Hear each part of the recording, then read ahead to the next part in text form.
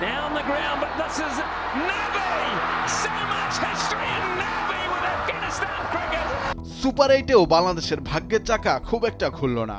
অস্ট্রেলিয়ার কাছে ডিএল মেথডে হারের পর ভারতের বিপক্ষে 50 রানের পরাজয়। 2 ম্যাচে 2 হারের পর বাংলাদেশের বিদায় অনেকটাই নিশ্চিত, কিন্তু কিছু গাণিতিক হিসাব আর প্রত্যাশা এখনো টি-20 বিশ্বকাপে টিকিয়ে রেখেছে টাইগারদের সেমিফাইনালের স্বপ্ন।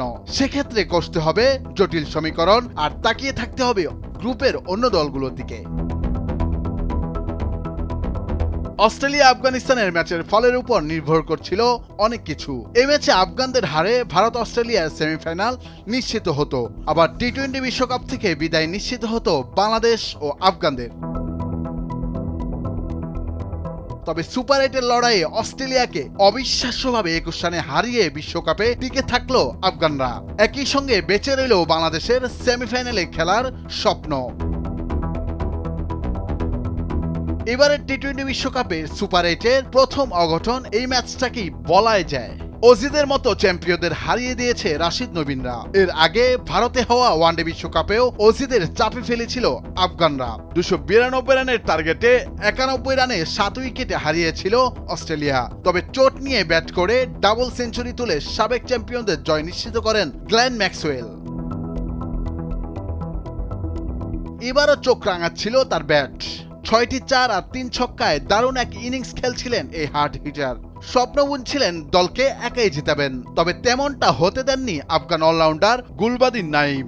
ব্যক্তিগত 59 রানে ডানহাতি এই ব্যাটারকে থামিয়ে জয় তুলে নেয় আফগানরা। আফগানদের কাছে অস্ট্রেলিয়ার হারে সুপার 8-এ গ্রুপ 1 এখন উন্মুক্ত। 4 দলেরই সুযোগ রয়েছে সেমিতে খেলার, তবে 2 জয়ে খানিকটা এগিয়ে ভারত। আর টানা 2 হারে বাংলাদেশের জন্য সেমির পথটা বেশ কঠিন।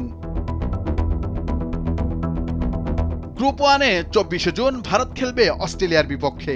সেক্ষেত্রে অজিদের হারতে হবে রোহিতদের কাছে, তাহলে অস্ট্রেলিয়ার মোট পয়েন্ট হবে মাত্র 2। আর 25 জুন বাংলাদেশের প্রতিপক্ষ আফগানিস্তান। শান্তরা রশিদের বিপক্ষে জিতলে অজিদের মতো 2 পয়েন্ট নিয়ে সেমিতে খেলার সম্ভাবনা তৈরি হবে বাংলাদেশের।